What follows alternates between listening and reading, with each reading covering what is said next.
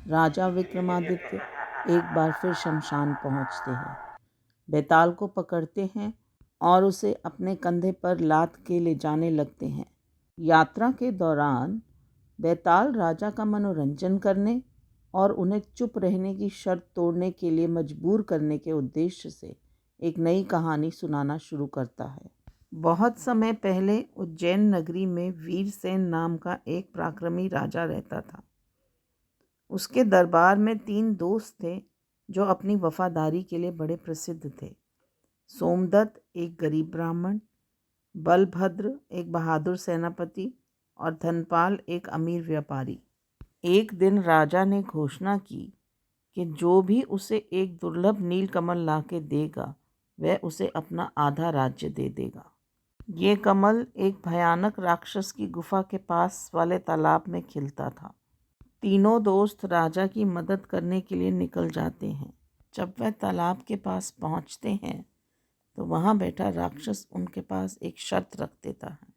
इस कमल को ले जाने के लिए तुम्हें अपनी सबसे कीमती चीज़ यहाँ पर छोड़नी होगी।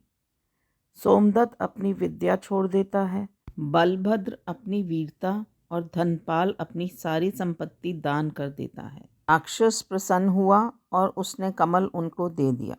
तीनों दोस्त वापस आए। राजा ने कमल देखा और आधा राज्य देने का वादा निभाया, लेकिन राज्य लेने के बजाय सोमदत्त ने कहा राज्य बलभद्र को दे दीजिए क्योंकि अब वह लड़ने लायक नहीं। बलभद्र ने कहा कि धनपाल को दे दीजिए क्योंकि अब उसके पास कोई धन नहीं बचा। और धनपाल ने कहा सोमदत्त को दे दीजिए क्योंकि ज्ञान बिना ये कैसे जिएगा। राजा ने तीनों की निस्वार्थ भावना देखी और राज्य को तीनों में बराबर बांट दिया। तीनों फिर से खुशहाल हो गए। कहानी खत्म होते ही बेताल बोला कि विक्रम अब बताओ तीनों में सबसे बड़ा त्यागी कौन था।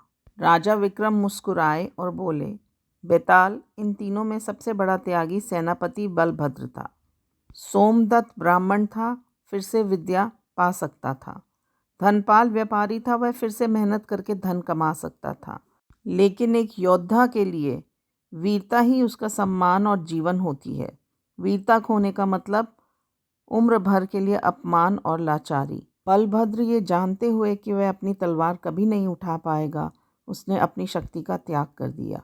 ये सबसे महान त्याग है। उत्तर सुनते ही बेताल बोला राजा, तुम हो तो बहुत ही बुद्धिमान, पर एक भूल कर बैठे।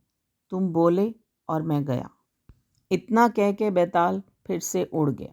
चलो इंतज़ार करें अब अगली कहानी का।